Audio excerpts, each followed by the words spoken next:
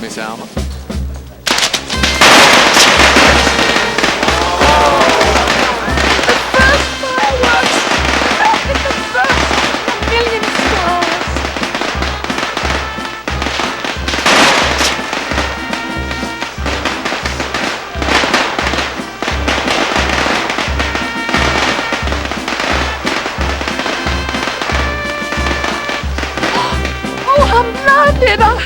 I can't see a thing. Father, where are you? Father! The words flew out of my mind. I sang the same verse twice. Was it noticeable? Oh, Father, please open my bag for me. My fingers are frozen stiff. I want my handkerchief. My face and my throat are drenched with perspiration. Is that... Oh, I'm talking too loudly. Is that Johnny Buchanan up there by the fountain, Father? I rushed right by him, but I think that he spoke. No, don't look now. He'll know that we're talking about him.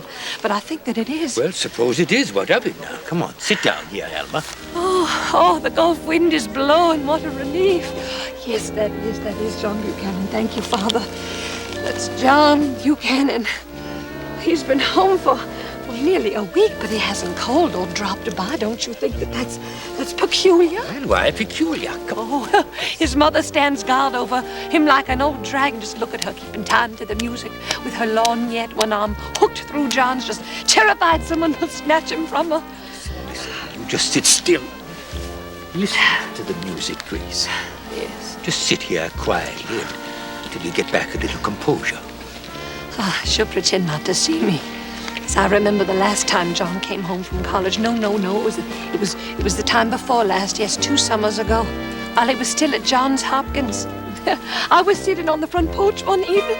I nodded to him as he went by. He lifted his hat and started to come up, say hello. You know what she did? She stuck her head out of the window and she shouted. She literally shouted as if the house was on fire. John, come here right this moment. Your father wants you immediately in the office. Did you want them to overhear you? Oh, she's dragged him out of danger. They're not there anymore. Mrs. Buchanan's always friendly. And I think it's unreasonable of you to blame her for his failure to pay you as much attention as you would like. Now, where's your mother gone to? Where is the ice cream man? Oh, Mother, there isn't any ice cream man. You'll have to take her right home. She's on her bad behavior. Has she been talking about the Musée Mécanique? Babbling about it to everybody we meet. Oh, well, let her go on. Look, I see where she's going. She's heading for the White Star Pharmacy across the square. Treating herself to an ice cream sundae. What a terrible cross to have to bear. Father, the only thing to do with the cross is bear it. And the failure of a vocation is a terrible thing. It's all the more terrible when you're not responsible for the failure yourself. when it's the result of a vicious impulse to destroy in some other person. Father, you know Mother's not responsible for her condition. Your mother has chosen to be the way she is. She is not out of her mind. It's all deliberate. Father. 1 week after our marriage, a look came into her eyes, a certain look. A look that I can't describe to you. A sort of cold and secretly spiteful look. As if I, who loved her and was devoted to her, had done her some injury that couldn't be mentioned. I think there are women who feel that way about marriage. They ought not to marry. I know, but they do. They do. They are the ones that marry. The ones that could bring to marriage the sort of almost transcendental tenderness that it calls for. And what do? They teach school, they teach singing, they make a life out of little accomplishments. Oh, Father, look, Mrs. Buchanan is making another entrance. She looks so sweet and soft. But underneath that lace and those pearls is something harder and colder than the stuff that stone angel is made of. And something runs through her veins that's warm and sympathetic. Mineral water. Alma, you're talking wildly now. I don't like this kind of talk. Oh, yes. She told Mrs. Preston, who works for the public library, that she was determined that John should make the right kind of a marriage for a young doctor to make.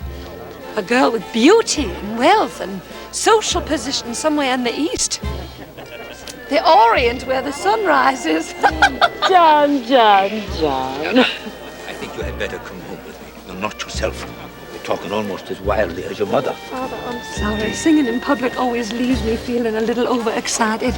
Now, you go on home. I'll be all right in a moment or two. I have to wait for Roger.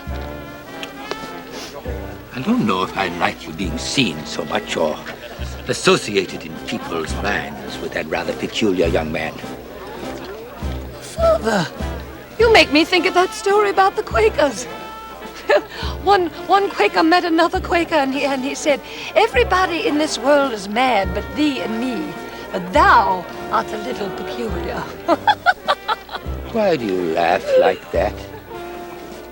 What, Father? You throw your head back so far, it's a wonder you don't break your neck.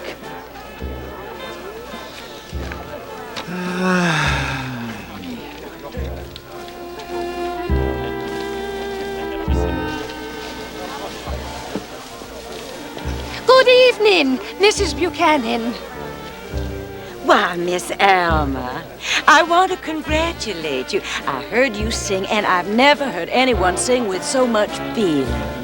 No wonder they call you the Nightingale of the Delta. It's sweet.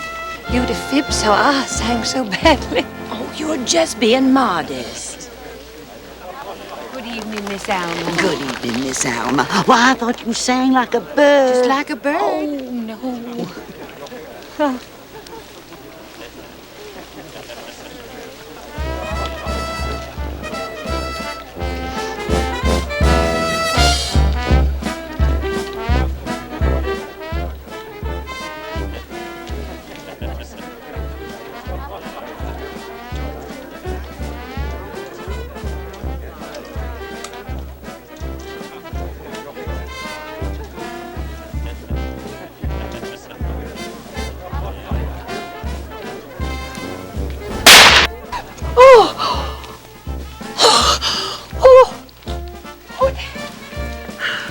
Hello, Miss Alma.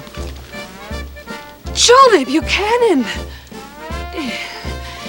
Did you throw that firecracker? Oh! Well, it scared me clear out of my wits. I'm still breathless. Oh my. Well, I guess I needed a little shock like that to get over the shock of my fiasco on the bandstand. I heard you sing. I liked it. You did? You liked both verses of it? I sang the same one twice. I think it was good enough to sing 3 or 4 times more. Chivalry still survives in the southern states. Mind if I sit down with you? Why, not at all. No, please do. There's enough room for both of us. Neither of us is terribly large in diameter. You sang with so much feeling, Miss Alma. The feeling was panic. Sounded okay to me. Oh, well, I can't hear myself sing. I just feel my throat working and my tongue working, my heart beating faster. Oh, Do you have palpitations when you sing? Sometimes I'm surprised I just don't drop dead. Maybe you shouldn't do it. But afterwards, I feel as though I have done something. And that's a different feeling from what one feels most times. You seem to be still shaking. That firecracker was just a shock to my whole nervous system. I'm sorry. I had no idea you were so nervous. Nobody has a right to be so nervous. So you are home for the rest of the summer, For the rest of the summer? Well, I finished medical school, and I'm connected with a hospital now, you know. I'm doing laboratory work. Well, how thrilling. How thrilling that sounds. In what, huh? Bacteriology. Well, now that's something to do with a microscope, isn't it? Well, sometimes you have to look through a microscope, yes. You know, I looked through a telescope once in Oxford, Mississippi, at the State University there when Father delivered a baccalaureate address one spring, but I have never, ever looked through a microscope.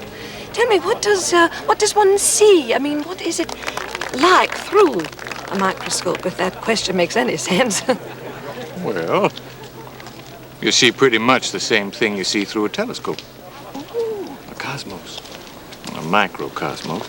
Part anarchy and part order. Part anarchy and part order. The poetry of science, the incredible poetry of it. Yes. Part anarchy and part order. The footprints of God, huh? Well, his footprints maybe, but not God, no. Isn't it strange how he never really exposes himself? Here and there is a footprint, but even the footprints aren't very easy to follow. I don't know how we ever got started on that subject. Well, heavens knows, but we did. So you are home for a while. I bet your mother's pleased. She's so crazy about you. She's constantly singing your praises. Tells me that you graduated magna cum laude from Johns Hopkins University. Well, what are your future plans? Well, I'm leaving tomorrow. Tomorrow? So soon as all that. Well, I just got a wire from an old teacher of mine who's fighting bugs in Cuba. Fighting bugs in Cuba? Yes. He's fighting bugs in Cuba. Fever bugs. Oh, fever bugs. Well, there's a little epidemic down there with some unusual aspects, he says, and, well, I always wanted to visit me in Latin country. Well, those Latins, all they do is dream in the sun. Just dream in the sun and indulge their senses. Well, I heard that cantinas are better than saloons, and they tell me that senoritas are caviar among females. Oh, well, you be careful you don't get caught. They say the tropics are a perfect quagmire. People go down there and they're never heard of again. Could be hotter than here, huh? Oh, that's one sure thing. Isn't it dreadful? My summer isn't the pleasantest time of year to renew your acquaintance with Glorious Hill, Mississippi. The Gulf wind has failed us this year. Usually cools the evenings off, but it has failed us this year. Driving along the river cools you off. Oh, my, how heavenly that sounds, driving along the river to cool off. Does it? Does it sound good to you? Almost too good to believe. Why don't we take a drive? What a divine suggestion. John, darling. What is it, Mother? Your father and I have been searching the whole square for you. Forgive us, please, Miss Certainly, Alma. Mrs. Buchanan. Your father has received a call from Mrs. Arbuckle, but I insist that he must go right to bed. He's about to collapse from exhaustion. But there's absolutely no reason why you can't go and give that woman, please excuse us, Miss Alma, the morphine injection. That's all that can be done.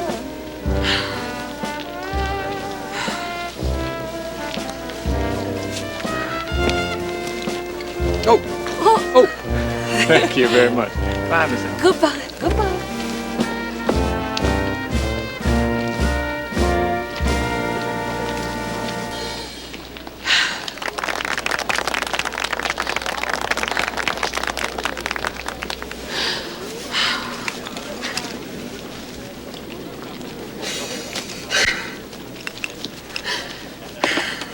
Well, how did it go? My solo on the clarinet. Roger, will you please get me something to drink? You're not feeling well? I have to take one of my tablets, but my mouth is so dry I won't be able to swallow my tablet.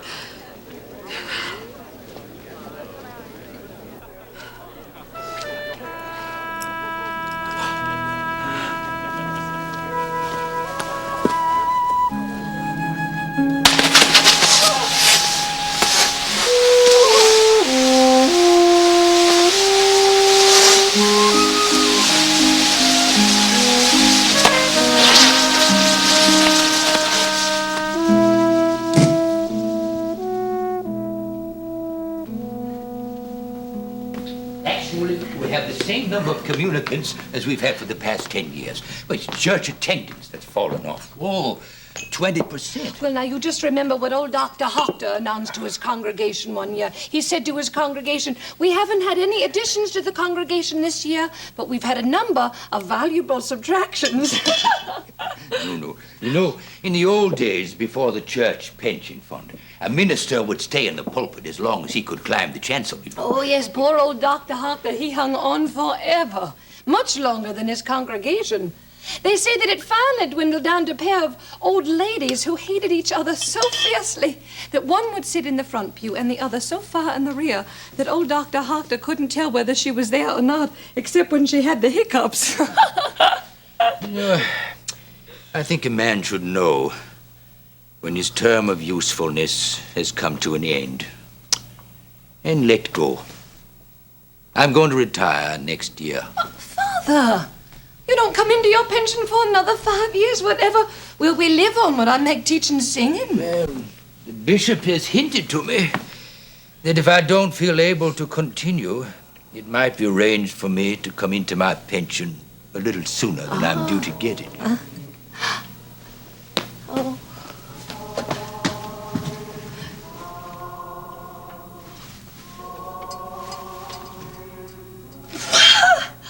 I've never seen anything so ridiculous. Mrs. Buchanan has put on a Santa Claus outfit and is coming out their walk with a sack of presents. I wonder if John is with her. Yes. Well, perhaps they... Oh, we must get Mother upstairs. They'll probably come here first since we're right across the street. Oh, yes. Yes, they are coming here first. Mother, now you go on upstairs and I'll bring you a nice piece of delicious fruit cake, Mother. A piece of fruit... Oh, no, they're not coming here. They're going down the street. Ah, yes, they've gone down the street. They're gone. You don't suppose that they will overlook us this year? You are constantly at that window spying on the Buchanans. Spying on the Buchanans, my father. What a come in the notion. parlor, turn out the lamp, and gravitate to that window as if you had to stand by that window to breathe. Father, I was just looking at the snow. I just happened to notice Mrs. Buchanan in her Santa Claus outfit coming down the The wall. house is surrounded by snow on all four sides. And all four sides of the house have windows in them through which you could look at the snow. If it were only the snow that held such a fascination over you. Why, it does, Father. It does fascinate me. It's the first snow that's fallen on Glorious Hill in more than 100 years, Roger Doremus told me. Where are my spectacles?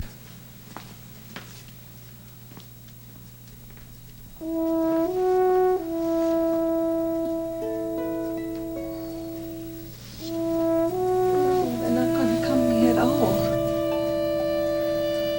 They've gone in the other direction down the block.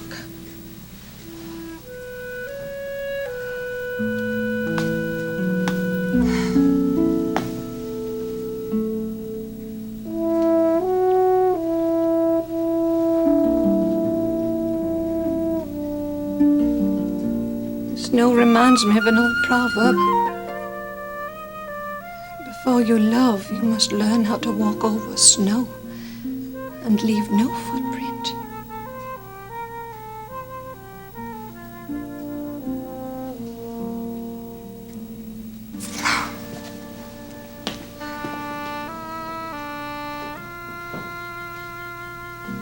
The Methodist carolers have already gone out. I have to... Alma, sit down here for a moment. There's something I want to talk to you Well, about. I have to get ready to go out with the carolers, Father. They won't be going out till 8:30. Well, it's almost that now. Then let them start without you. This is more important. That means it's something unpleasant. Well, yes, it is. It's extremely unpleasant. That's why it's important. Alma. I have one heavy cross to bear. One almost insufferable cross. And a minister is not complete without a family. Father, I do all that I can. I'm more than I have the strength for. I have my vocal pupils, and I sing at weddings, I sing at funerals, I swear there's nothing I don't sing at except the conception of infants. Now, I will not endure that kind of talk. Excuse me, Father, but you know that it's true, and I serve on the altar guild of the church. I teach the primary class at Sunday school. I made all their little costumes for the Christmas pageant, their little angel wings and their dresses, and you know the thanks that I got for that. Oh, Mrs. Peacock cried out that the costumes are inflammable. Inflammable, she screamed. Oh, as if she thought it was my intention, my secret hope to burn up the children at the Christmas pageant. Oh, no, she said, those costumes aren't flammable. If they wear those costumes, they can't march in with candles. So the candles weren't lighted. So they marched in holding little stumps of wax. Holding dirty little stumps of wax. The absurdity of it. As if a wind had come and blown all the candles out. Why, the whole effect that I had worked so hard to create was just destroyed by that woman. But I had to bite my tongue because I couldn't answer. Oh no, I knew that you would not want me to answer back. Oh, I've had to bite my tongue so often. It's a wonder I have one left. Oh, yeah, now, more calmly, please, Alma. You're going to swallow your tongue from overexcitement someday, not bite it off from holding back indignation. I asked you to please just sit down. Sit down, please.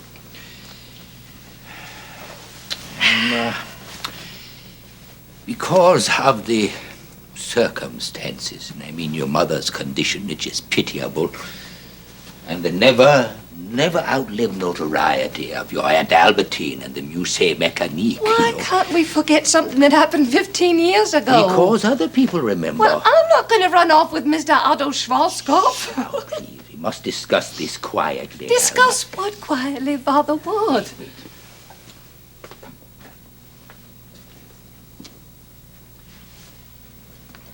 Someone, Alma, someone deeply devoted to you, who has your interests very much at heart and almost as fond of you as our own daughter. Oh, this is Mrs. Peacock, my bête noire. She was deeply distressed by something that happened the other day. It seems that she overheard someone giving an imitation of you at a young people's party. An imitation, Father? An imitation of what? Of me? Yes, of you. Well, what was it that they imitated, Father?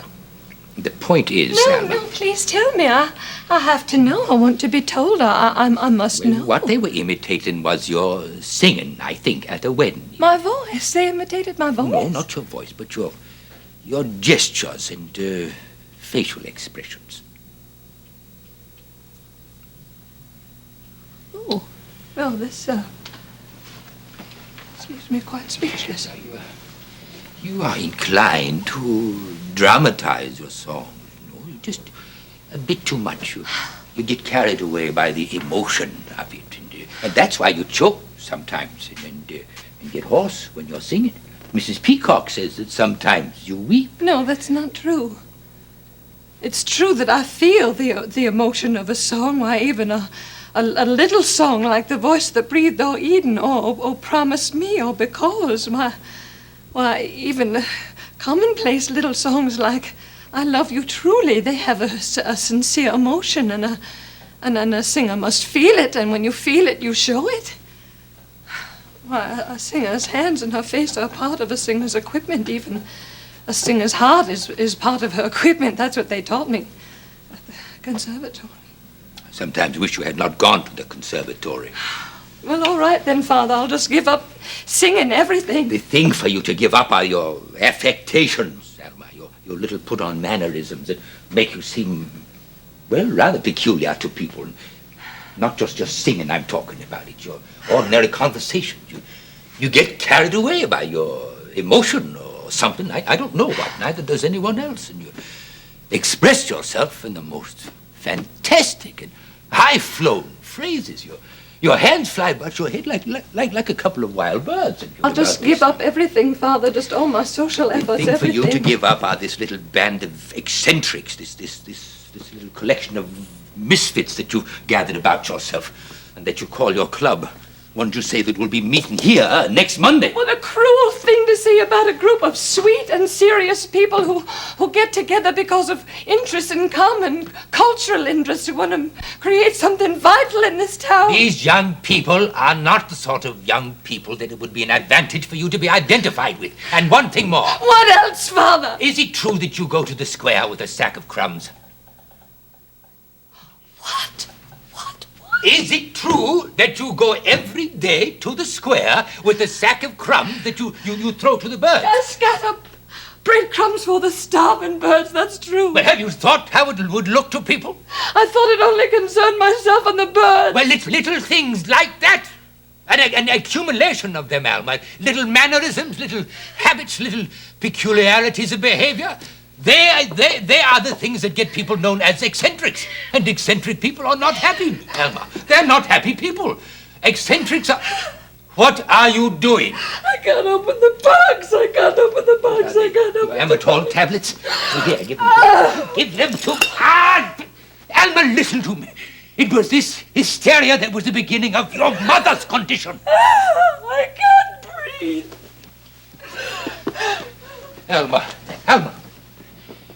Alma, don't you leave the house till you get your mother upstairs. Oh.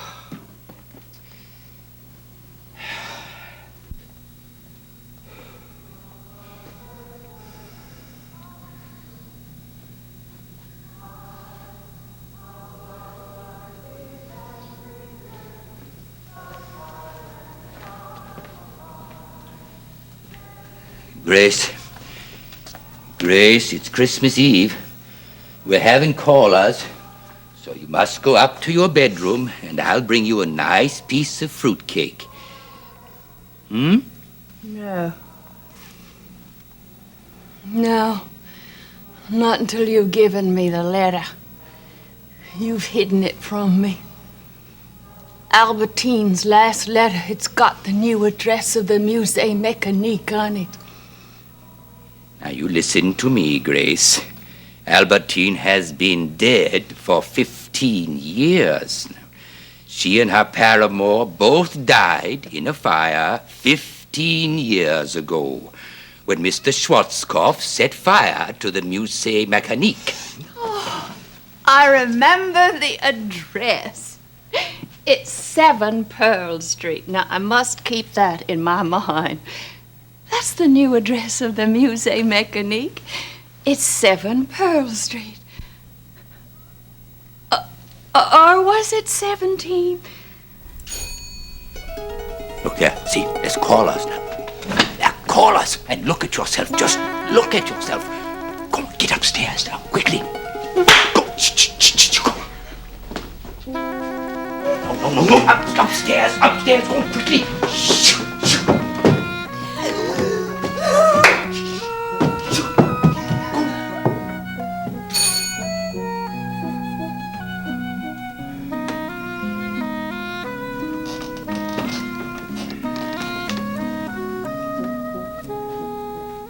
The children say to me, "You're not Santa Claus. Santa Claus has whiskers." And I say, "No, I'm Santa Claus's wife."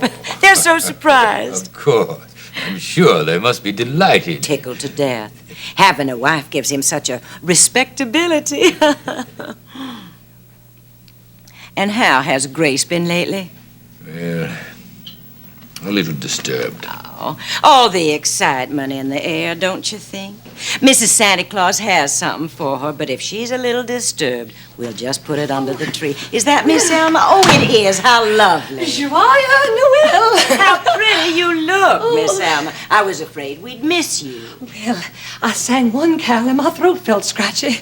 The combined church choirs are doing Handel's Messiah. Such dreadful demands on the voice. That's Thursday. No, that's Friday night at the high school. I am getting hoarse. Auditorium. Let John give you a gargle. Oh, no. Nasty gargles. I hate them. The voice is such a delicate instrument. Well, when was the last time I saw you? Last... 4th of July. Oh. The band concert in the square. Yes, the recollection of that. I heard you sing. The same verse twice, I still shut up. And? I threw a firecracker at you. Oh, yes, you did. That was so naughty of you. You always did as a boy. I mean, as a little boy. He always threw firecrackers into the rectory lawn. No, 4th of July was complete without that. That's right. Well, I had to keep up the tradition. That's right. That is right. You had to keep up the tradition. Well, let me get you some eggnog. Now, where is it? Oh, yes. Here it is. We've already been served, Miss Elm. Oh, why, yes. I must be blind. I have snow in my eyelashes. It makes rainbows in the light. Well, what an adventure. The first snow that's fallen on Glorious Hill in how many years? Almost a century, yes. And before it snowed, it rained for 2 days, and then the temperature suddenly fell. The rain froze on the lawns, on the trees, on the bushes, on the lawns, on the roofs, on the steeples, on the telephone wires. Alma, sit down so John can sit down. Oh, yes, forgive me. Until the whole town was just literally sheathed in ice. Oh, and when the sun rose that morning, well, you can't imagine how dazzling it was.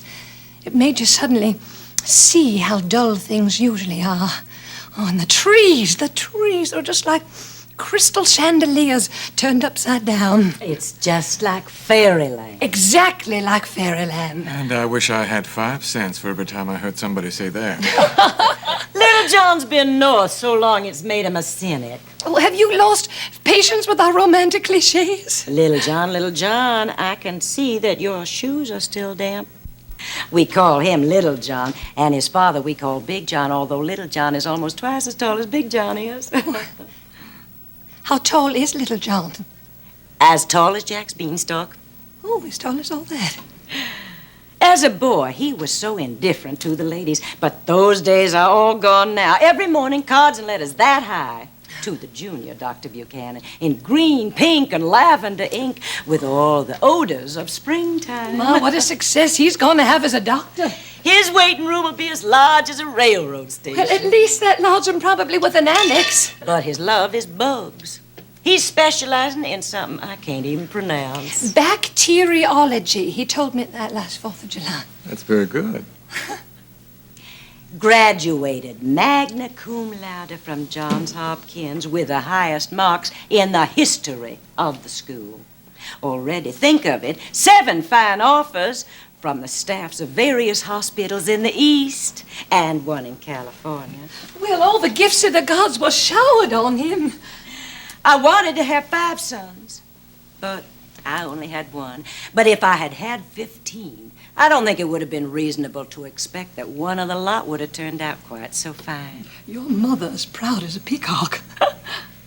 Don't you think that's excusable in a mother? Well, not only excusable, but... Oh, John, your cup is empty almost. Let me fill it for you. Don't make him tipsy. John, your shoes are damp. I can tell by just looking at them. Oh, no more for me. I have to climb down some more chimneys. Alma! That sounds like Grace. Alma, I think your mother is, Excuse me, I'll see what Mother wants. Oh, such a cross for you to bear. Such a terrible tragedy.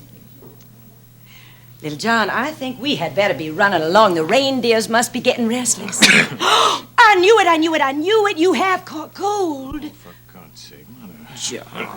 Oh, that settles it. You're going straight home to bed. Oh, that Mother insists on staying downstairs. She said she wasn't ready to go to bed yet. I found my letter with the address on it. It's 7 Pearl Street in New Orleans. That's where Albertine is, with Mr. Schwarzkopf and the Musée Mécanique. Oh, such a lot of news in it. Yes, I'm sure there is. But let's not discuss the news now. Have you ever been to the Musée Mécanique? Long ago, Grace. Long ago I had that pleasure. Well, then you know what it is. It's a collection of mechanical marvels invented and operated by my sister's husband, Mr. Otto Schwarzkopf. Mechanical marvels, all of them. But then, you know, sometimes when everything's run by mechanics, it takes a mechanical genius to keep them in good condition all of the time. And sometimes poor Mr. Schwarzkopf is not in condition to keep them all in condition. Well, this is a mechanical age we live in. Mother, Mrs. Buchanan has brought her son, and we are so eager to hear about his studies at Johns Hopkins. No. Let's hear about the museum, Miss Alma. Well, that's what I'm telling you about the Museum of Marvels. Do you know what they are? No, I don't. Well, let me tell you. There's a mechanical man who plays the flute, and there's a mechanical drummer. Oh, he's the sweetest little boy. He's all made out of tin that shines like a brand new dollar. Boom, boom, boom, beats the drum. Toot, toot, toot goes the flute. And there's a mechanical soldier who waves a flag. Oh, he waves it and waves it and waves it. Oh, the loveliest thing of all is the mechanical bird girl. Yes, the mechanical bird girl is almost the biggest mechanical triumph since the Eiffel Tower, according to people who know. She's all made out of silver. And every 3 minutes, right on the dot, a little mechanical bird pops out of her mouth and sings 3 beautiful notes just as clear as a bell. Grace, Mrs. Buchanan remembers all of that. Well, the young man doesn't. I don't believe that he's seen the Musée Mécanique. No, I've never. And it sounds very exciting. Well, lately, I personally think that they've made a mistake. I think it was a mistake to buy the big snake. Oh, a mechanical snake? No, a real one. A live one. A boa constrictor. Some meddlesome Maddie told him that big snakes pay good. So Mr. Schwarzkopf, who is not a practical man, he's a genius, but without any business sense whatsoever, he mortgaged the whole museum to pay for this great big snake. Well, so far, so good. But the snake was used to living in a warm climate. And it was winter. New Orleans can be cold. And the snake seemed chilly. I mean, it became very stupid, so they gave it a blanket. Well, now, in this letter that I just received today, Albertine tells me that a terrible thing has happened. What did the big snake do? Nothing. Just swallowed his blanket. Now, I thought you were going to tell me it swallowed Mr. Schwarzkopf. Oh, now, little John, hush, you bad boy, you. No, he swallowed his blanket. Did the blanket disagree with it? Disagree with it? I should say that it did. What can a stomach, even the stomach of a boa constrictor, do with a heavy blanket? Now, what did they do about that situation? Oh, well, everything that they could think of, which wasn't much. I mean, veterinarians, experts from the zoo, but nobody could suggest anything to... Well, finally, they sent a telegram to the man who'd sold them the snake. The big snake has swallowed his blanket. What do we do? I mean, he had told them that big snakes pay good, but dead snakes, what do they pay? They pay what the little boy shot at.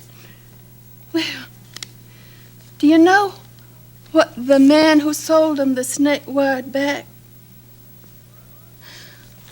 All you can do is get down on your knees and pray. That's what he replied. Oh, now, really, how cruel. Mother, I think it would be... And, did they pray for the snake? They prayed for the big investment.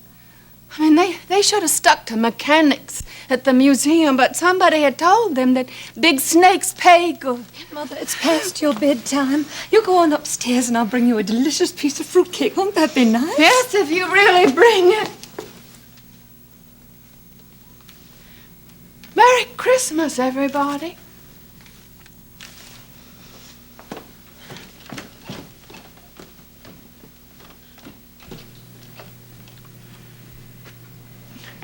She's, well, as you can see. A little disturbed, yes. All the excitement of the holiday season. Little John, we must be running along, don't you think? Big John is waiting for us. Oh, well, I've just persuaded Miss Alma to sing us a little something. Oh, how nice. Well, would you care for something profane or sacred? Oh, something profane, by all means. Well, I think I'll try a little of this eggnog.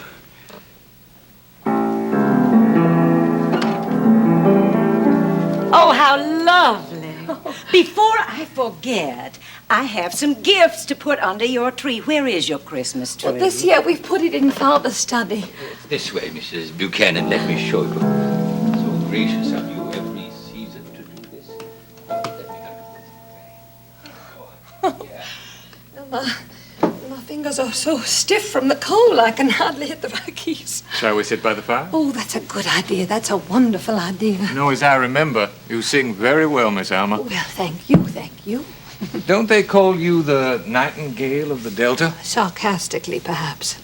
I have a small voice, not strong enough to make a career of singing, but just about right for the church and social occasions, and I teach singing.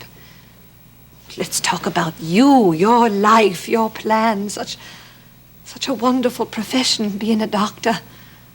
Most of us lead such useless, empty lives, but a doctor, with a wonderful ability to relieve human suffering, of which there's always so much.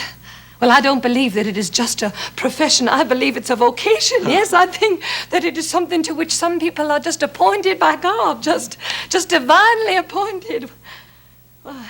Now, we have no use, most of us, but to lead a useless existence, endure for the sake of endurance. But you, a young doctor with surgeon's fingers. Oh, my, now look what I have done. Oh, I've dropped the spoon into the punch bowl and I've just completely submerged it. Now, what can I fish it out with? What can I fish it out with? Well, do you mind if I use my surgeon's fingers? Oh, no, please do. Here it goes, huh? Oh. Where? Oh. That wasn't such a delicate operation, was Well, it? now you need some napkins to wipe off those fingers. No, my handkerchief will do. Oh, no, not that beautiful handkerchief with your monogram embroidered on it, probably given you by someone who loves you for Christmas.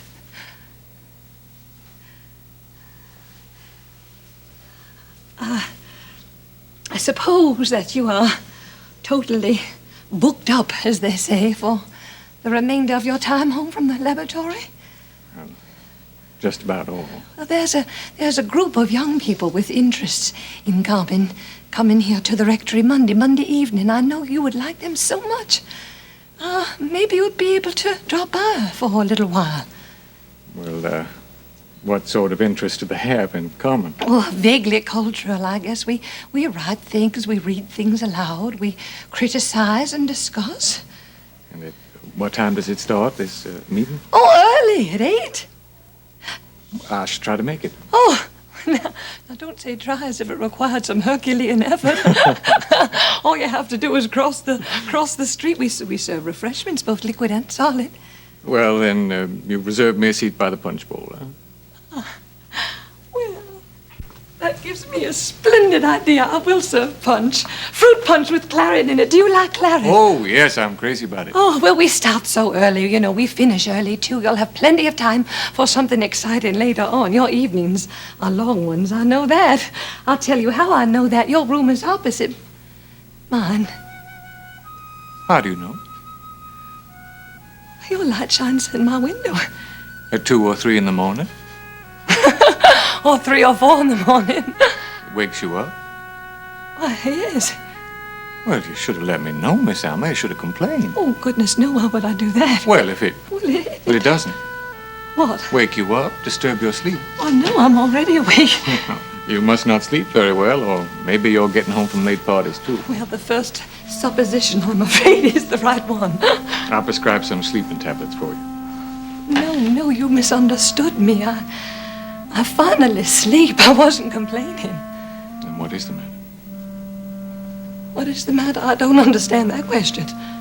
Yes, you do. What is the matter, Miss Alma? Alma's fallen in love with that tall boy. Mother, what are you doing downstairs? It's that piece of fruitcake you promised You me. go up to your bedroom. I will bring it up. Now? Yes, now, right now.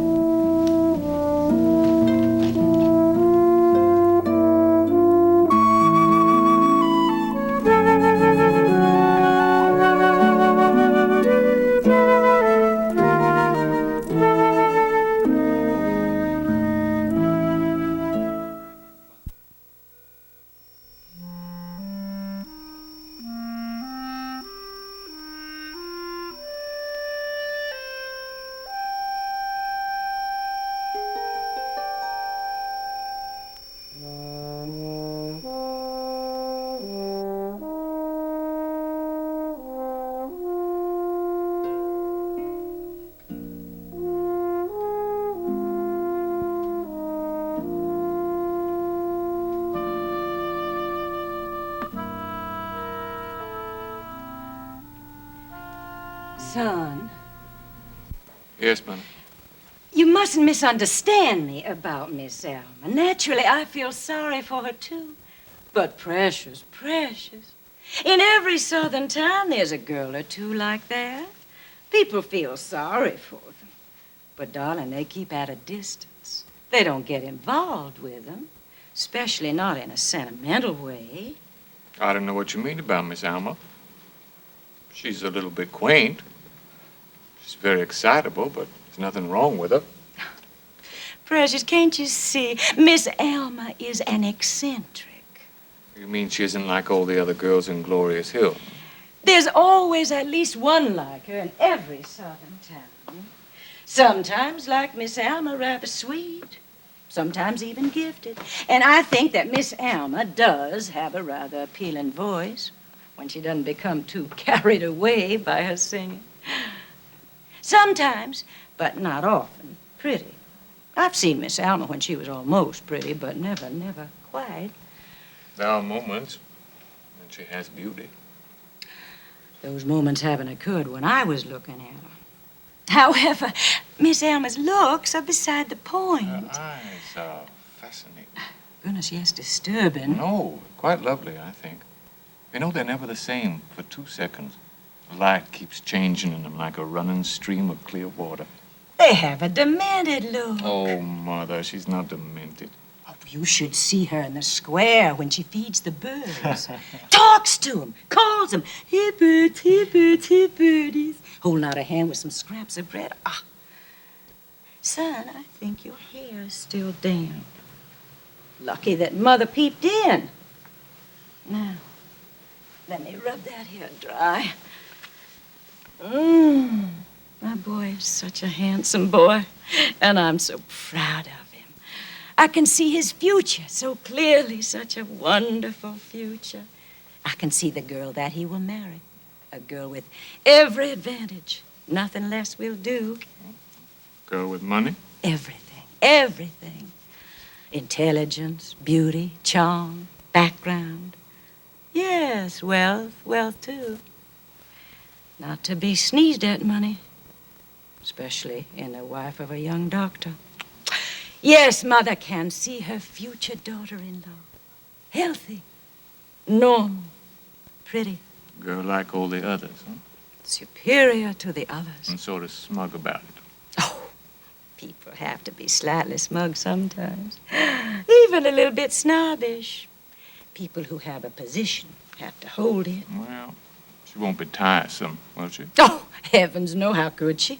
I met some debutantes in Baltimore that found somehow a way of being tiresome. Just wait till you meet the right one. I have already met her in my dreams. Oh, son, how she will adore you. More than she does herself. She'll worship the ground you walk on. And her babies, how will they be? Healthy, normal. Oh, not little pink and white pigs. Ribbons round their tails. Huh? Your babies, my son's babies, pigs. Oh, precious. I see them. I know them. I feel their dear little bodies in my arms, my adorable little grandchildren. Little pink things for the girl, little blue things for the boy. A nursery with all their funny little toys and their own little table where they sit with their bibs and their silver spoons, just so high. And on the lawn, on the enormous, grassy, shady lawn of the Georgian mansion. Yes, Georgian mansion, not Greek revival. I'm tired of Greek revival. Will be their swing, their shallow pool for goldfish, their miniature train, their pony. No, not a pony. No, not a pony. I knew a little girl once that fell off a pony and landed on her head. Goodness, she grew up to be almost as odd as Miss Alma. Miss Alma's asked me over next Monday night. I knew it. Trying to rope you in. Well, she says there's to be a club meeting at the rectory. A group of young people with interests in common. Oh, yes, I know. I know what they have in common. The freaks of the town. Every southern town has them. Probably every northern town has them, too. Certain little group that don't fit in with the others. Sort of outcast people that have, or imagine they have, certain little talents for this thing or that thing or the other, over which they make a big fuss among themselves in order to bolster up their poor little hurt little egos. They band together. They meet at each other's houses once a week and make believe that they're disliked and not wanted at other places because they're special, superior, gifted. Now, let me feel the footsies. I want to make sure the footsies are dry, too. I bet anything they're not. I bet they're still damp. Let Mother feel them.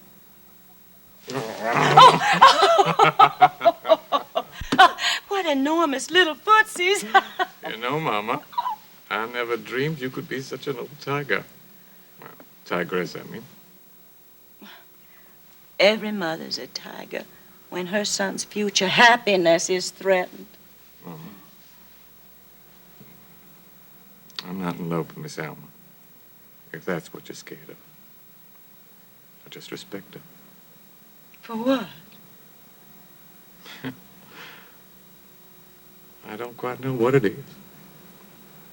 But it's something she has. Sort of gallantry, maybe. Admire her for her good qualities. And I'm sure she must have some. But do not get involved. Don't go to the little club meeting. Make an excuse and don't go. Write a sweet little note saying that you've forgotten another engagement.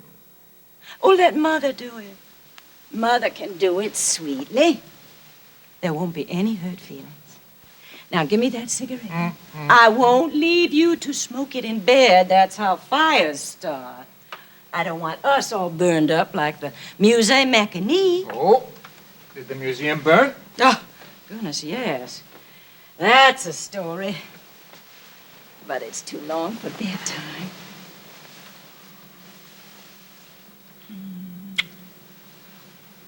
Good night, my precious.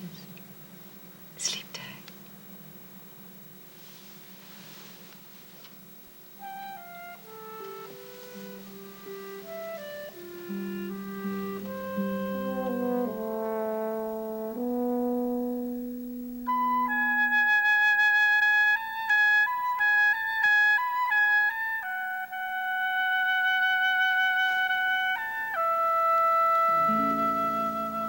Oh, my love, your light is out. Now I can sleep.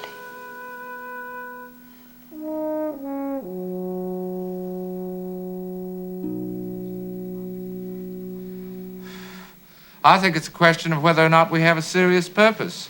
I was under the impression that we had a serious purpose, but of course, Of course if we we don't have a serious purpose, but I don't see why that means we have to publish a manifesto about it. What's wrong with the manifesto? even if nobody reads the manifesto, it crystallizes our purpose in our own mind. To say we have such lofty ambitions. But, Miss Alma, you are the one who said we were going to make Glorious Hill the Athens of the Delta. Yes, but the manifesto says the Athens of the whole South, and besides, an ambition, a hope of that kind doesn't have to be published. In a way, to publish it destroys it a little. The manifesto is beautiful, perfectly beautiful. It made me cry. Thank you, Nancy. Well, of course, it was beautiful, but that's Boys not and girls, the meeting is called to order. Miss Alma will read the minutes of the last let's meeting. skip the minutes. Who cares what happened last time? Let's concentrate on the present and the future. That's a widow's philosophy. Did I Butterfingers. hear the bell ring? Oh, yes, I did. Miss Alma, I don't think I've ever seen you quite so nervous. Well, I forgot to mention it. I have invited a guest, someone home for the holidays. A young Dr. John Buchanan, the old doctor's son. You know, he lives right across the street. I thought we had all agreed not to have outsiders unless we took a vote on them beforehand. But I know that it was presumptuous of me, but I know you'll forgive me when you meet him. Well, I don't care who he is. If a group is a group, then there must be something a little exclusive. Finally made an appearance. Listen while she is hysterical about him. Up 2 octaves? Obviously infatuated with him. The last time I was here, the lunatic mother made a... Girls. I believe the rectory's made out of paper. Everybody, this is Dr. John Buchanan, Jr. Hello, everybody. I'm sorry if I interrupted your meeting. Nothing was interrupted. We decided to skip the minutes. Mrs. Bassett says that it's a widow's philosophy to skip the minutes, so we are skipping the minutes. Well, I hope that everyone is comfortable. Well, I'm just as cold as Greenland's icy mountains. Rosemary, you always are chilly. Even in warm weather, I think that you must be thin-blooded. Here, take this shawl now. Oh, thank you very much. Not a shawl, at least not a gray woolen shawl. I'm not that old that I have to be wrapped in a gray shawl. Well, please forgive me. Do excuse me. John, I'll put you over here by the punch bowl, right next to me. Now, we are completely assembled. Vernon has his verse play with him tonight. Is that right, Vernon? Yes, I see that you have. I thought that I was supposed to read my paper on William Blake at the meeting. Well, now, obviously, we can't have both at once. That would be an embarrassment of riches. Why don't we save the verse play, which appears to be rather long, for a more comfortable evening? I think that it is too important to read under any but ideal circumstances in warmer weather, with music planned to go with it. Yes, let's hear Rosemary's paper on William Blake. No. Those dead poets can keep. Vernon's alive and he's got his verse play with him. He's brought it 3 times and each time been disappointed. I'm not disappointed not to read my verse play. That isn't the point at all. Why don't we have a stand-in vote on it? Yes, let's do. Oh, good, perfect. A stand-in vote. All in favor of postponing the play till the next meeting. Stand up. Oh, is this a vote? Now, Mrs. Bassett, no rough tactics, please.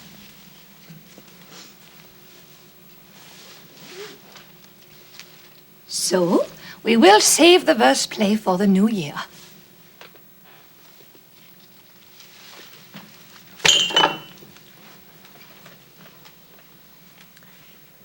The poet, William Blake, was born in... Insane. That man was a mad fanatic. Now, Mrs. Bassett. This is a free country. I can express my opinion, and I have read up on him. Oh, go on, Rosemary. I wasn't criticizing your paper. Mrs. Bassett was only joking, Rosemary. I don't want to read it if she feels that strongly about it. Not a bit. Don't be silly. I just don't see why we should encourage the writings of people like that, who have already gone into the drunkard's grave. Now, Mrs. Bassett, I have done a lot Mrs. of Bassett, you are research on mistaken Welsh. about that. Mrs. Bassett, you have confused Blake with someone else. Oh, no, don't tell me. I have read up on him, and I know what I'm talking about. He traveled around with that Frenchman who took a shot at him and landed them both in jail. Brussels. Brussels sprouts. That's where it happened. Fired a gun at him in a drunken stupor, and later one of them died of TB in the gutter. All right, I'm finished. I won't say anything more. Go on with your paper, Rosemary. There's nothing like contact with culture. Well, before Rosemary reads her paper, I think it would be a good idea, since some of us aren't acquainted with Blake's works, to preface the critical and biographical comments with a reading of one of his loveliest lyric I'm poems. not reading anything at all, not I. All right, then, let me read one then.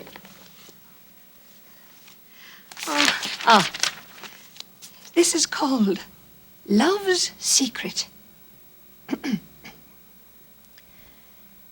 Never seek to tell thy love, love which never told can be.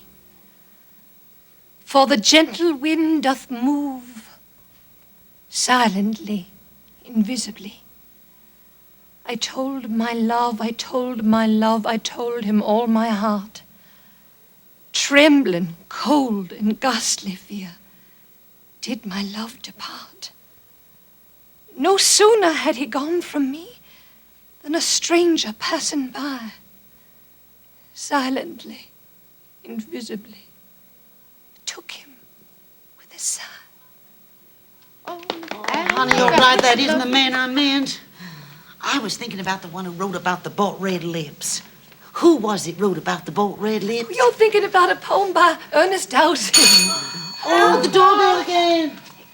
Isn't anybody else cold? I'm just freezing to death. I don't think I've ever been in a house as cold as Mrs. this. Buchanan, how sweet of you to drop by. Oh, I can't stay, Alma. I just came to fetch my little John home. Fetch John. Oh, his father has just received an urgent call from old Mrs. Arbuckle's house. The poor woman is in a dreadful pain. John, darling, I hate to drag you away, but your father can't budge from the house. Mrs. Buchanan, have you met everyone? Why, yes, I think so. John, come, dear. I'm so sorry. Good night, everybody. Good night, Miss Alma. Thank you.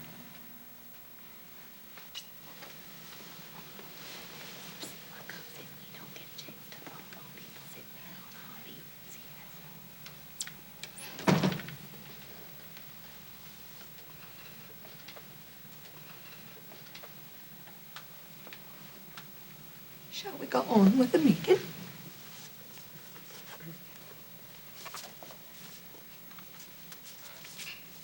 The poet, William Blake, was born in the year of our Lord, 1757, and died... Alma, I've got to go to New Orleans right away. Immediately, Alma, by the midnight train. They're going to close the museum. They're going to confiscate all of the marvels. Poor Mr. Schwarzkopf. He's almost out of his mind, Alma. He's going to burn the place up. He's going to set it all on fire, Alma.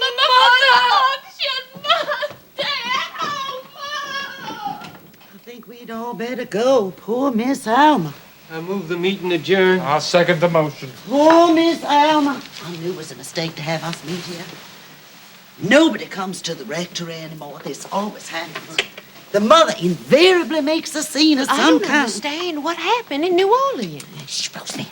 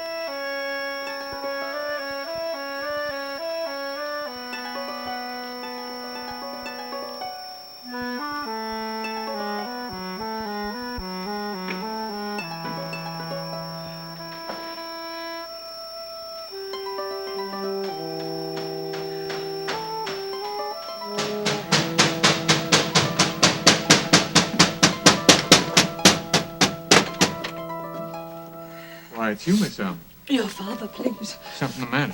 I have to see your father. Won't I do? No, I think not. Please call your father. Big John's asleep. He's not well. Well, I'm having an attack. I have got to see him. It's after 2, Miss I Alma. know the time. I know what time it is. Do you think I would run over here at 2 o'clock in the morning if I weren't terribly ill? I don't think you would be able to run over here at 2 o'clock in the morning if you were terribly ill. Now, come on, sit down and stop swallowing air. Swallowing what? Air? You swallow air when you get overexcited. See, it presses against your heart, starts it pounding, and that frightens you more. You swallow more air, you get more palpitations, and before you know it, you're in a state of panic, just like this. Now lean back. No, come on. Lean all the way back. And just breathe slowly and deeply. You're not going to suffocate, and your heart's going to keep on pounding.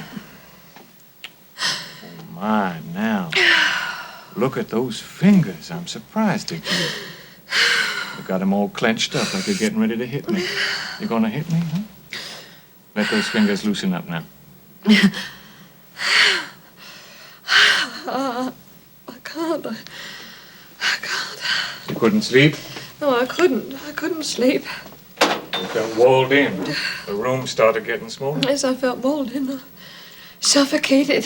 You started hearing your heart as if somebody had stuffed it in a pillow. Yes, like a drum that's in the pillow. It's a natural thing, but it frightened you. Here, toss this down. What is that? Shot of brandy. Oh, no, that's a stimulant. I need something to calm me. This will calm you. Oh, your father always gives Let me us try this to begin with, Miss Alma. Well, he always gives me some white tablets with. Get this down. Oh. Go down the wrong way? And the muscles in my throat are paralyzed. Miss Alma, undo those fists. Undo them. Come on, loosen those fingers. Oh, I'm sorry that I woke you up. I was reading in bed. A physicist named Albert Einstein. I'm going to turn this light out now. Oh, no. Why not? You afraid of the dark?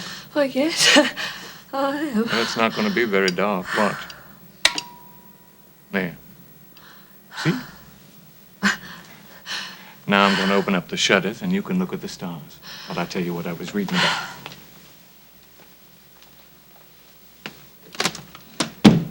There. I was reading that time is one side of the four-dimensional continuum that we exist in.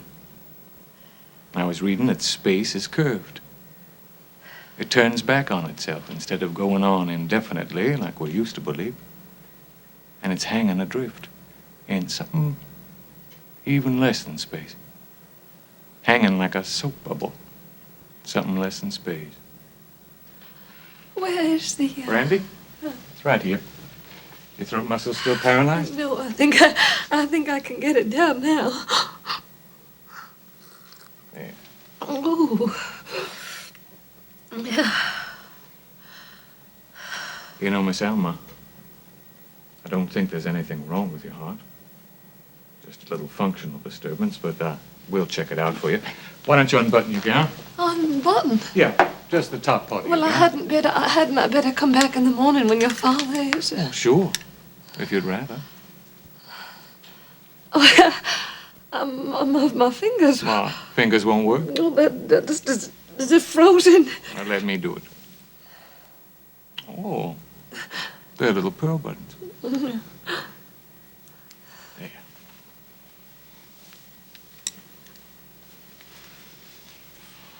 All right, now. Breathe. Out. Breathe. Out.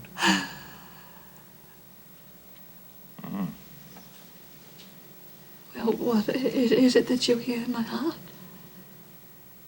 Just a little voice. And it's saying, Miss Alma is lonesome.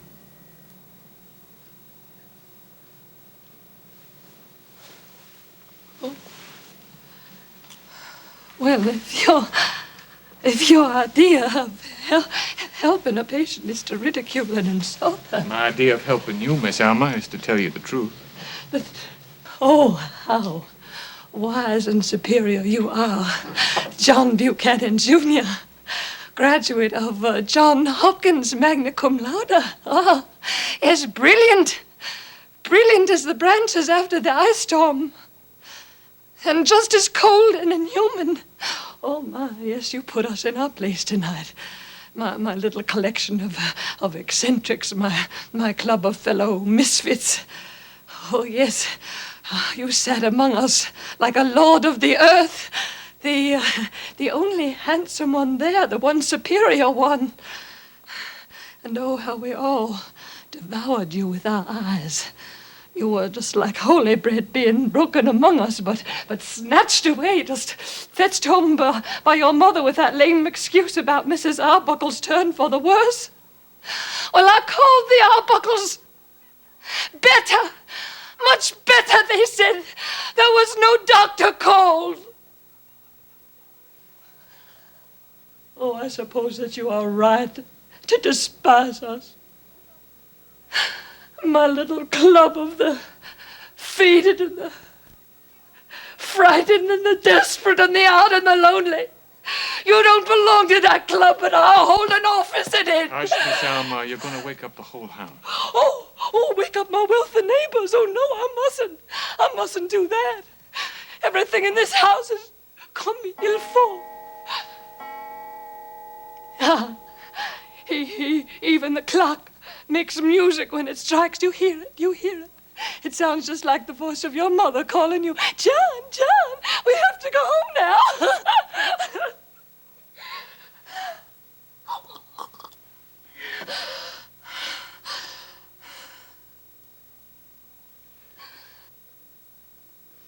And when you marry, you'll marry some northern beauty.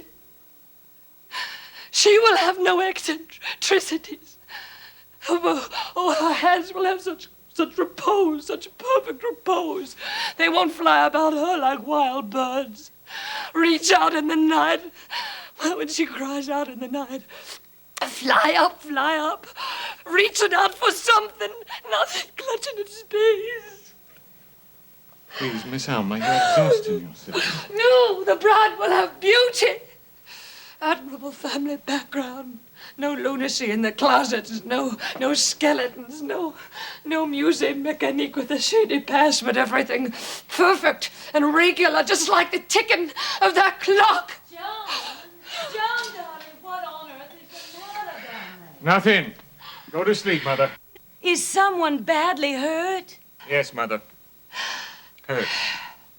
But not badly. Now, you see, you're gasping for breath again, Miss Alma. Lie down. Lie. No, I am not afraid anymore, and I do not care to lie down.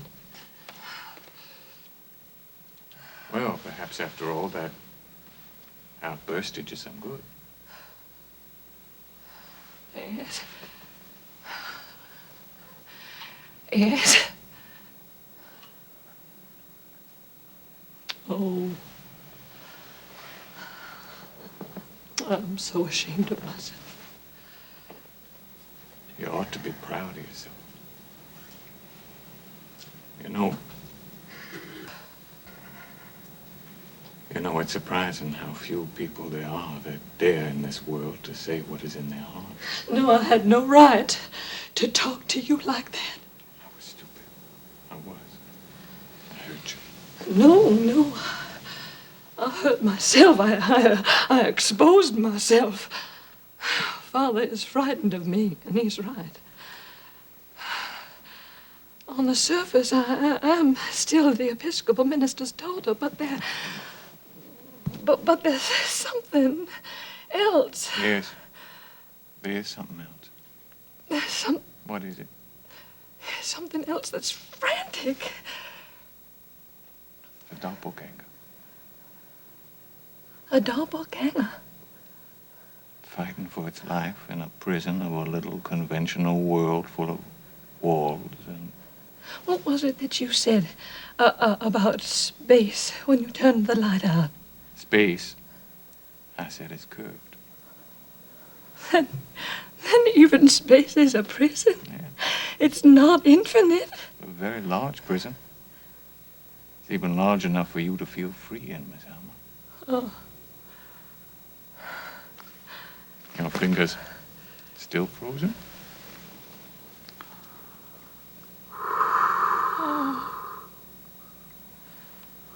Oh, your breath is warm. Yours too. Your breath is warm.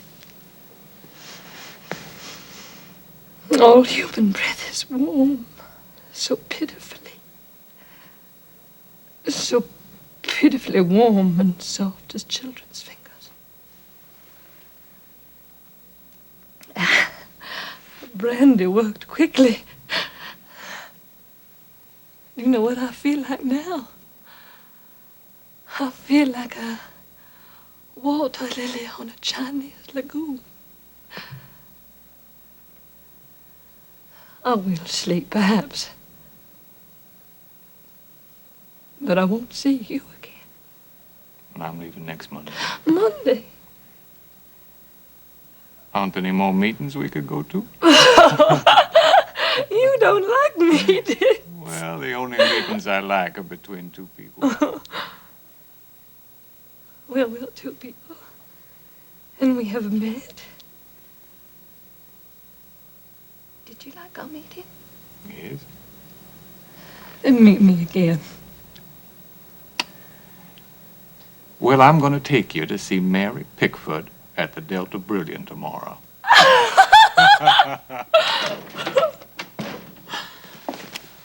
Oh, the patient's Miss Elma. Oh, yes.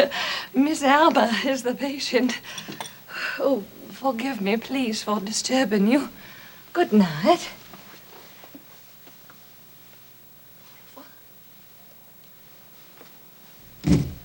What was the matter with her? Palpitations, Mother. Haven't you ever had them? Had them, yes, but controlled them.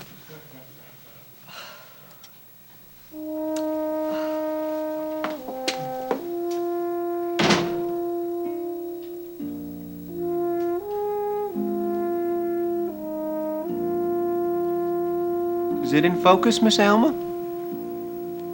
Yes, Are you sure it's in focus? yes, it's perfectly in focus. What is it a picture of? What, Roger? I said, what is it a picture of? Well, I can't tell. It seems to be out of focus. You just now said that it was in perfect focus. Sorry, Roger. My wits are wool gathering. I will turn off the lantern and put the slides away. Why don't we turn this sofa so we won't have to twist our necks to gaze at the house across the street? Sorry, Roger. You were expecting him tonight? He'd asked me to go to the movies. Then why did you ask me to bring my magic lantern? Some people called for him at 7. He left the house. I think that he had forgotten that he'd asked me to go to the movies. I just couldn't sit here alone waiting to see if he had or if he'd remember. I just couldn't bear that. How late is he now?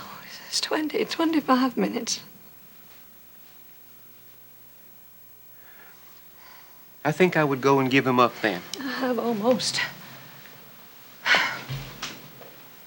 I almost wish I was dead. People who bark up wrong trees. Sometimes the only tree you want to bark up is the wrong one. Don't you know that? Miss Alma, we're fond of each other. We get along well together. We have interests in common. Companionship is something. Yes, it is something, Roger, but it's not enough. I want more than that. Oh, I see him. Oh, it's not him.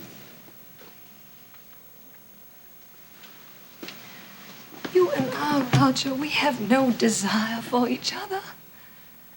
They intimated to you at the bank that you'd be advanced more rapidly if you were married, but I want more than that, Roger.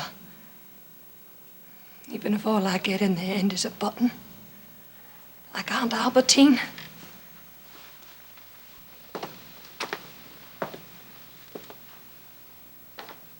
A button? You've heard her story? I've heard your mother makes some allusion to it, but nothing very coherent. She grew up like me, in the shadow of the church. Until one Sunday, a strange man came to the service and dropped a $10 bill in the collection plate. Of course, he was immediately invited to the rectory for dinner. At dinner, he sat next to my Aunt Albertine. The next day, she bought a plumed hat. And the following Wednesday, he took her away from the rectory forever. He'd been married twice before, without a divorce, but bigamy was the least of his delinquencies. And obviously, Aunt Albertine preferred living in sin to life in the rectory. Mr. Schwarzkopf was a mechanical genius. They traveled about the South with a sort of show called the Musée Mécanique. You may have heard Mother speak of that.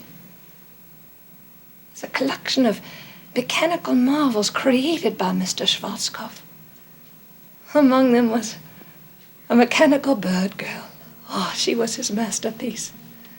Every 5 minutes, a little tin bird flew out of her mouth and whistled 3 times, clear as a bell, and flew back in again. And she nodded and smiled and lifted her arms as if to embrace a lover. Mr. Schwarzkopf was enchanted by his bird girl. Everything else was neglected. Suddenly, he'd get up in the middle of the night and run downstairs, wind her up, sit in front of her drinking until she seemed real to him. Then one winter, they made a dreadful mistake. They mortgaged the whole museum to buy a boa constrictor because someone had told them big snakes pay good. Well, this one didn't. It swallowed its blanket and died.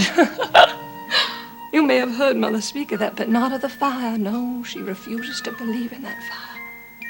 There was a fire? Oh, yes. Creditors took the museum and they locked Mr. Schwarzkopf out. There was to be an auction of the mechanical marvels, but the night before the auction, Mr. Schwarzkopf broke into that museum and he set it on fire. Albertine rushed in after him and grabbed him by his coat, but he broke away from her. When they dragged her out, she was dying.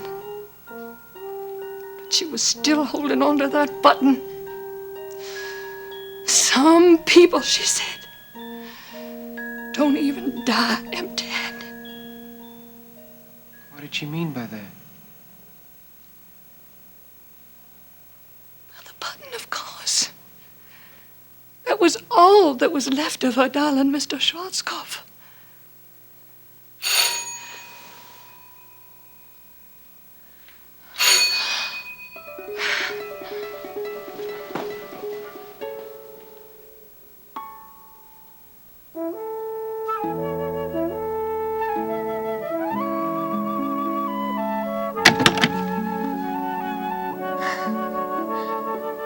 Well, I'd almost given you up.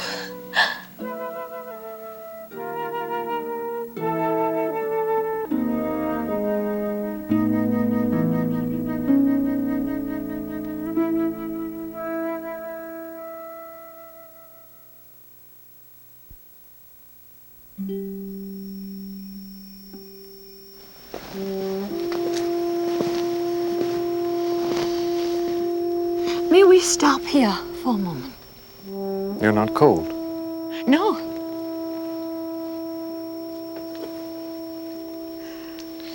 You've been very quiet, Miss Alma. I always say too much or say too little. The few young men I have gone out with have found me. Well, I've only gone out with 3 at all seriously. And with each one there was a desert between us.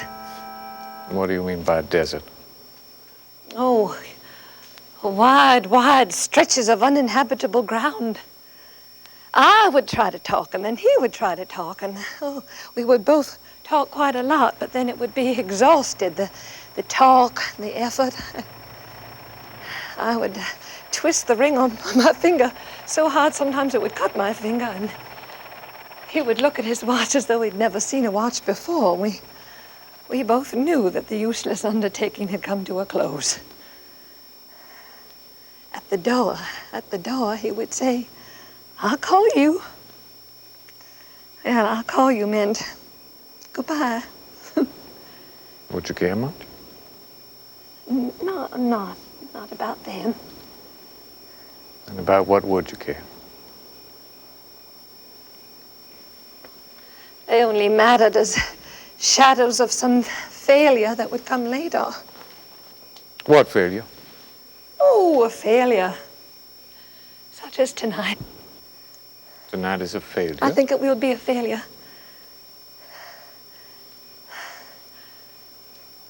Look, the ring has cut my finger. No.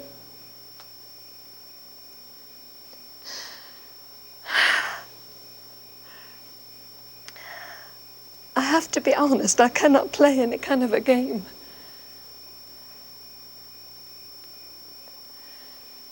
Do you remember what Mother said when she burst into the room? Alma has fallen in love with that tall boy. Well, it's true, I had. But longer ago than that.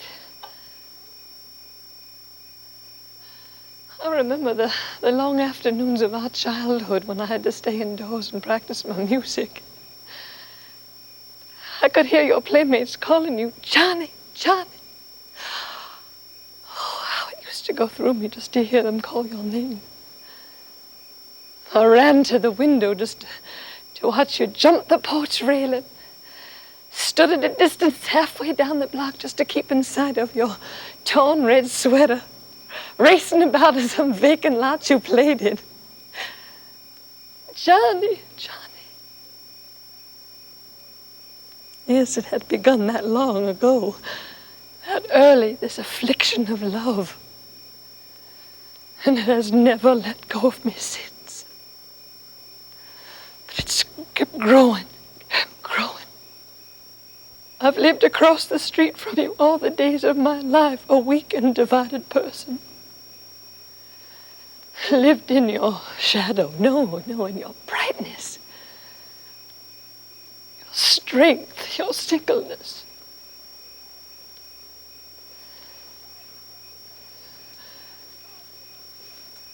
Now Father tells me I am becoming known as an eccentric. People think me affected. They laugh at me. They imitate me at parties. I am marked to be different. It's stamped on me in big letters so people can read, this person is strange.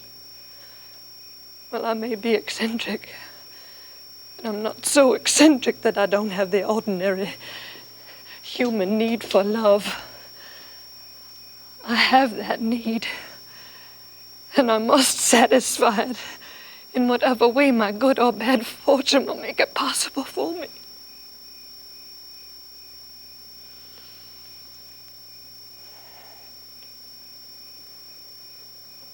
One time in the movies, I sat next to a strange man. I didn't look at his face, but after a while I felt the pressure of his knee against mine. I thought it might be accidental. I moved aside. But then it began again. I didn't look at him. I sprang from my seat and I rushed from the theater. But I wonder sometimes if I had dared to look at his face in the queer, flickering white light that comes from the screen. And it had been like yours. At all like yours, even the faintest resemblance. Would I have sprung from my seat or would I have stayed? It's a dangerous speculation for a minister's daughter. It's very dangerous indeed. But not as dangerous as what I did tonight. Didn't you feel it? Didn't you feel the pressure of my knee against yours tonight in the theater?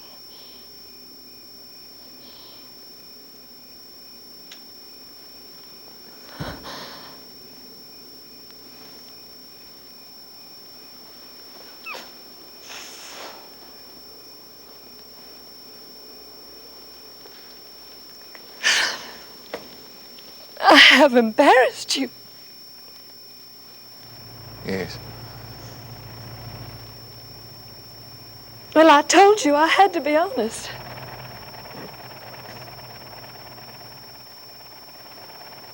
Now, you may take me home. Yes, you may take me back to the house between your house and the Episcopal Church. You may take me back there now. Unless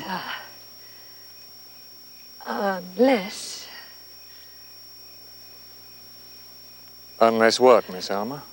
Unless, by the most unlikely chance in the world, you should want to take me somewhere else. Where is somewhere else?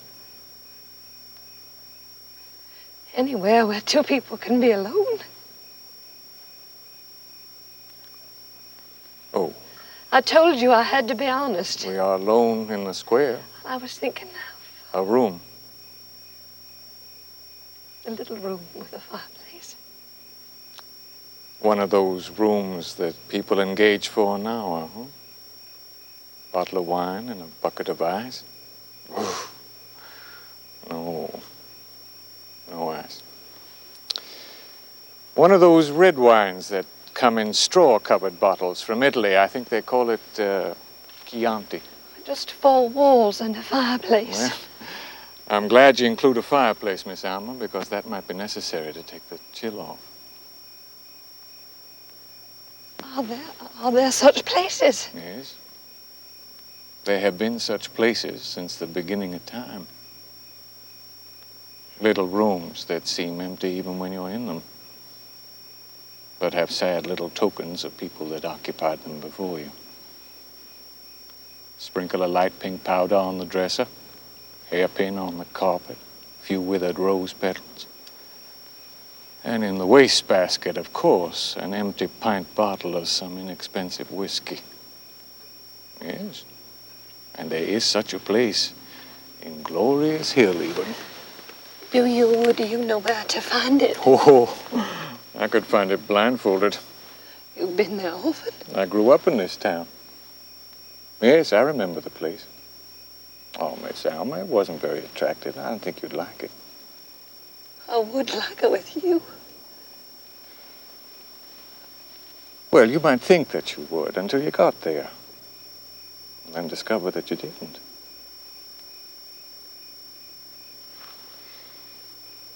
You know, the first time I went there, it was with one of those anonymous young ladies who get off the Cannonball Express at midnight and stand aimlessly around the entrance to the waiting room at the depot with one small suitcase, you know, like a little small dog close to their slippers. And that first time I went there because she knew the place. I made some excuse to slip away from the room and I ran like a rabbit. Yes, I did. I ran like a rabbit. And I left a white linen jacket hanging over the back of a chair with a wallet containing $8. Later, much later, I believe a year later, yes, that following summer I went back there again. And the grinning old colored porter, he handed me the white jacket. The young lady left it for you, Mr. Johnny, one time last summer.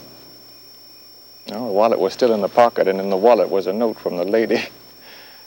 Baby, I took me $5 to get me to Memphis, signed Alice. Alice. Yes, Alice.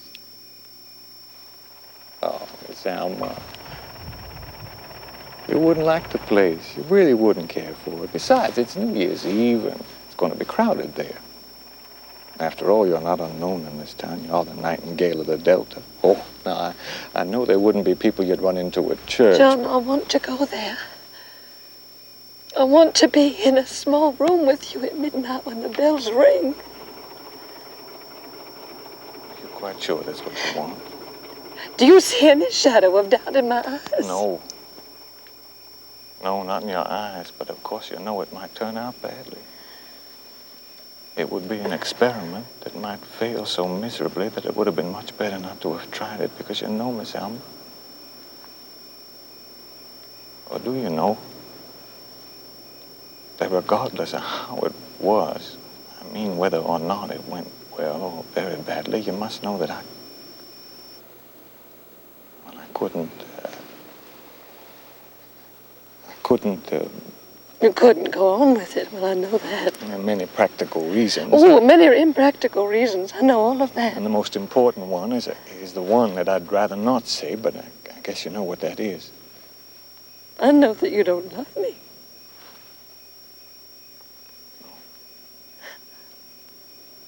No, I'm not in love with you. I wasn't expecting that. Tonight or ever. God. Yes, God. You talk as straight as a man and you look right into my eyes and you tell me you're expecting nothing. Oh. I am looking into your eyes, but I'm not saying that. I expect a great deal. But for tonight only. Afterwards, nothing at all. Afterwards would come quickly in a room that you're in for an hour. An hour is the lifetime of some creatures. Generations of some creatures can be fitted into an hour. The sort of creatures I see through my microscope, but you're not one of those creatures. Miss Alma, you're a complex being. And you have that mysterious something as thin as smoke that makes the difference between a human and all other beings. An hour isn't a lifetime for you. Give me the hour and I'll make a lifetime of it. For you, Miss Alma, the name of the stone angel is barely long enough. And nothing less than that could be. What is the answer, John?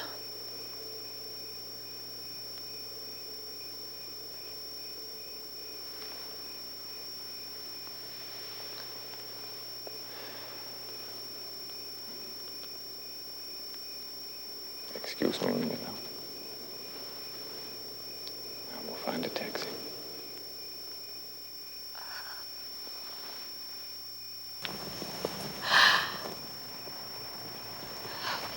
Leave me something to guarantee your return. Here. Taxi.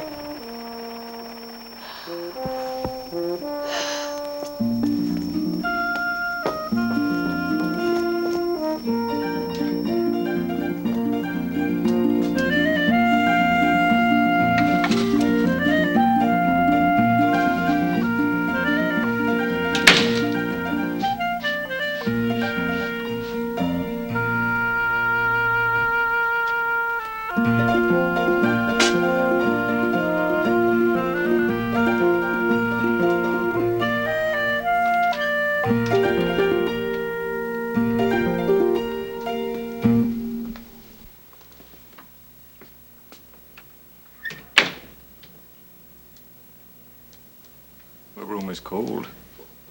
Will the fire light? Well, that remains to be seen. Oh, well, try to light it. Oh, what are you waiting for, John? For you to think, Think about what? if you really want to go on with this adventure. Well, my answer is yes. What's yours? You know what this room reminds me of? A hospital room. Oh. Yes. Even a folding white screen. Of the sort they put around patients who are about to expire. Oh. Rooms of this kind, are they always like this? Oh, I suppose you think I've had a vast experience with them. I know you must have had some. Not as much as you think. Oh, look what I found. A withered rose petal and a sprinkle of powder. Well, that takes the chill off a little, doesn't it? Turn the light off. Let's see what it looks like with the light off. Well, you know what it looks like now. It looks like a cave in Capri. It's called the Blue Grotto. Oh. Put a match to the fire.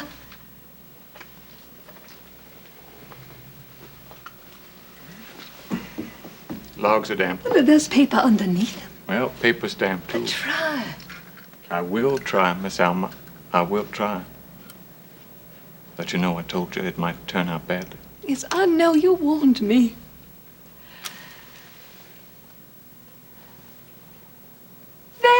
There, it's burning. Temporarily. Well, now, let's pray that it will keep. Oh, well, let's put more paper on it. There must be more paper. No, I have none. Well, we have to find something quick. It's expiring.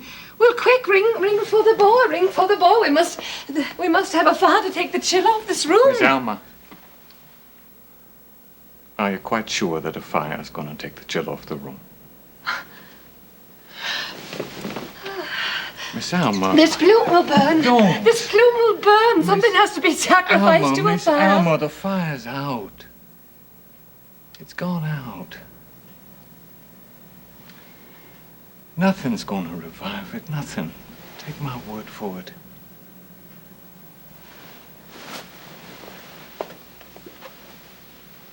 It wasn't much of a fire.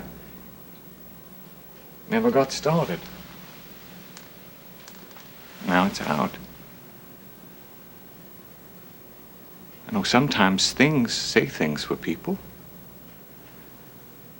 Things that people find too embarrassing or too painful to say. A thing will say it for them so they don't have to say it.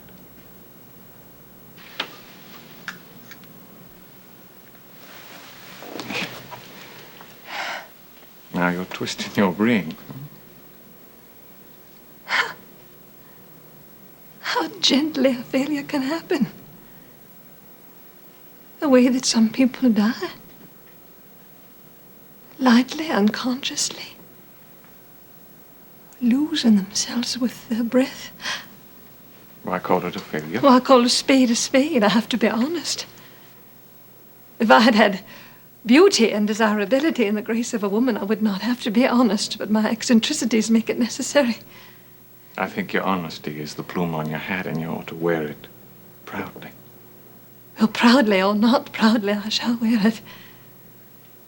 And now I have to put it back. Where's my... Oh. There. There. The plume is restored to its proper place. What is that? Oh, it's a party downstairs. Well, this is a honky-tonk. Yes. Perhaps I shall get to know it much better. The plume on your hat is lovely, you know. It almost sweeps the ceiling. Flatterer! Don't.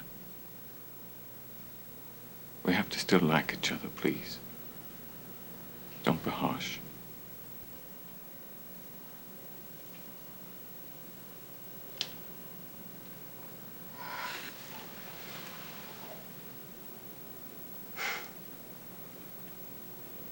If I wore a tall hat in a sunny room, I would sweep the ceiling with my cavalier's plume. If I wore a frock coat on a polished stair, I would charm a grande dame with my gallant air. If I... Oh, no, I don't remember the rest. Do you? If I wore a gold sword on a white veranda, I would shock a simple heart with my heartless candor. Yes, that's how it goes.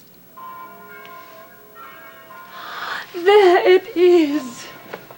A new year. I hope that it will be all that you want it to be.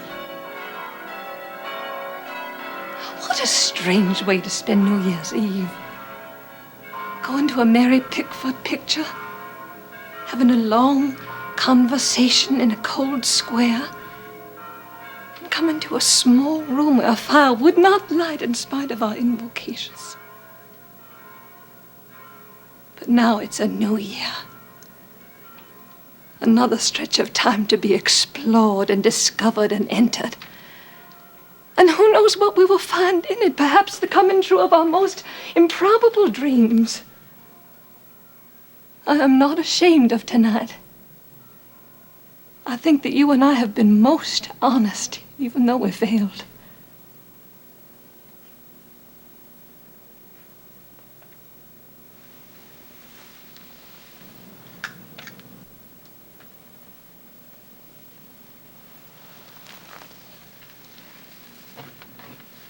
Why did you do that? So it won't get in my way when I kiss you.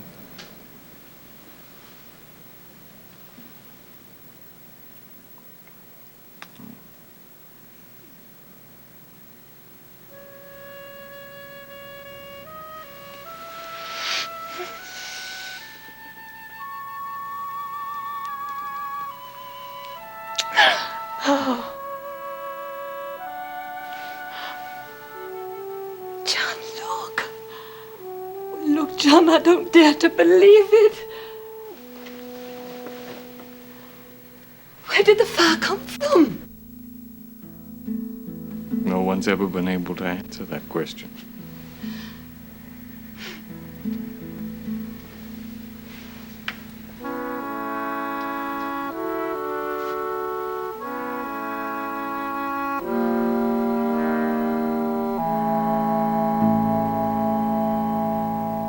Just a song at twilight when the lights are low and the flickering shadows softly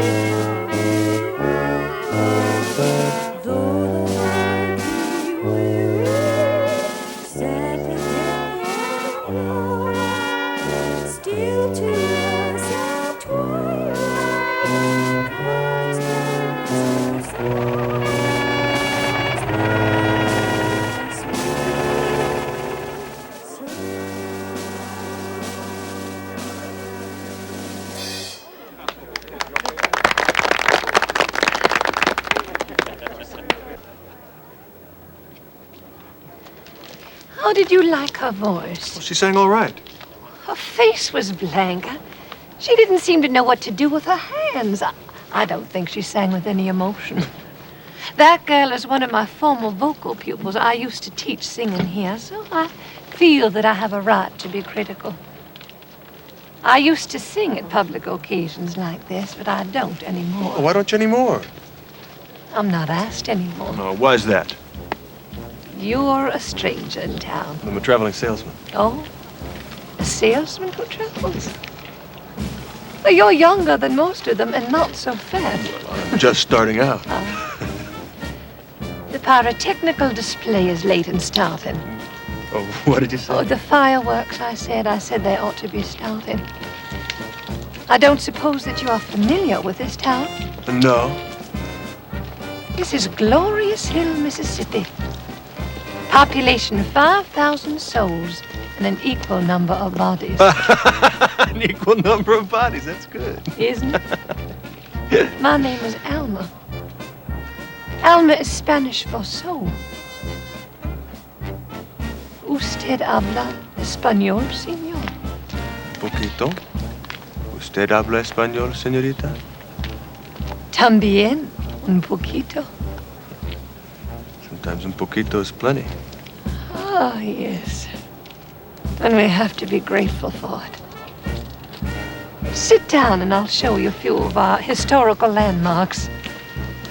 Directly across the square is the courthouse. Slaves were sold on its steps before the abolition of slavery in the South. Now, gray old men with nothing better to do sit on the steps all day long. Over there is the Roman Catholic Church, a small, unimpressive building, this being a Protestant town. Back there is the Episcopal Church. My father was rector of it before his death. Over there is the Angel of the Fountain. It's the loveliest thing in Glorious Hill. The angel's name is Eternity. It's carved in the stone block at the base of the statue, but it's not visible in this light. You have to read it with your fingers as if you were blind. And straight ahead, but not visible either, is another part of town. It's called Tiger Town. It's the part of town that a traveling salesman might be interested in. Are you interested in it? What's it got to offer? Oh, saloons, penny arcades, rooms that can be rented for 1 hour, which is a short space of time for human beings. But there are living organisms who live and die and are succeeded by several generations in 1 hour, or even less than an hour. First fireworks. Look at it burst into a million stars. Now, would you like to go to Tiger Town? The part of town behind the courthouse? Sure. Why not? Let's go. Go. You go on. Go get a taxi. It's better if I follow a little behind. All right, but don't get lost. Don't lose me.